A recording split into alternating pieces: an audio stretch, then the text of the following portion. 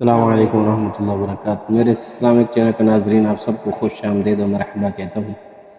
آج بڑی اہم حدیث پڑھوں گا، دین سکھانے اور درگزر کرنے کی ترغیب۔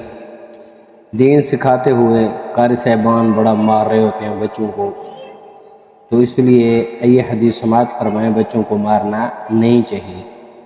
حضرت عبداللہ بن عباس رضی اللہ تعالی عنہما سے روایت ہے کہ سیدنا رسول اللہ صلی اللہ علیہ وآلہ وسلم نے ارشاد فرمایا، علموا ویسروا ولا تعسروا وَإِذَا غَضِبَ أَحْدُكُمْ فَلْيَسْكُتْ۔ یہ حدیث جو ہے الادب المفرد اس کے اندر موجود ہے، اور اس کا جو نمبر ہے 245، اور مسند احمد کے اندر بھی موجود ہے 2136۔ آئیے اس حدیث کا ترجمہ سماعت فرمائیں۔ حضور علیہ السلام نے ارشاد فرمایا، لوگوں کو دین سکھاؤ اور آسانی کرو، تنگی میں نہ ڈالو، اور جب تم میں سے کسی کو غصہ آ جائے تو وہ خاموش ہو جائے۔ اس حدیث سے یہ معلوم ہوا کہ جب استاد کو غصہ آئے تو بچوں کو نہ مارے بلکہ خاموشی اختیار کرے۔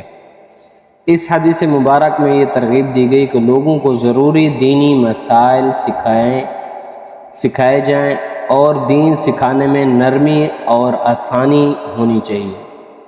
مبلغ ہو، معلم ہو، ایسا انداز نہ اپنائے کہ سیکھنے والے بدظن یا متنفر ہو جائیں۔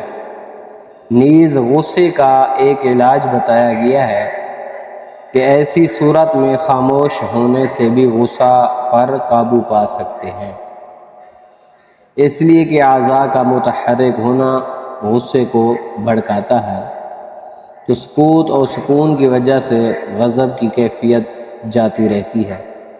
یاد رہے کہ اپنی ذات کا معاملہ ہو تو غصہ ختم کر کے معاف کرنا بہتر ہے، لیکن اگر دینی مقدسات کی توہین یا مسلمانوں کے قتل عام جیسے جرائم کا ارتکاب ہو تو غصے کا اظہار اور بقدر وسعت اس برائی کی روک تھام ترتیب اس وقت واجب ہے۔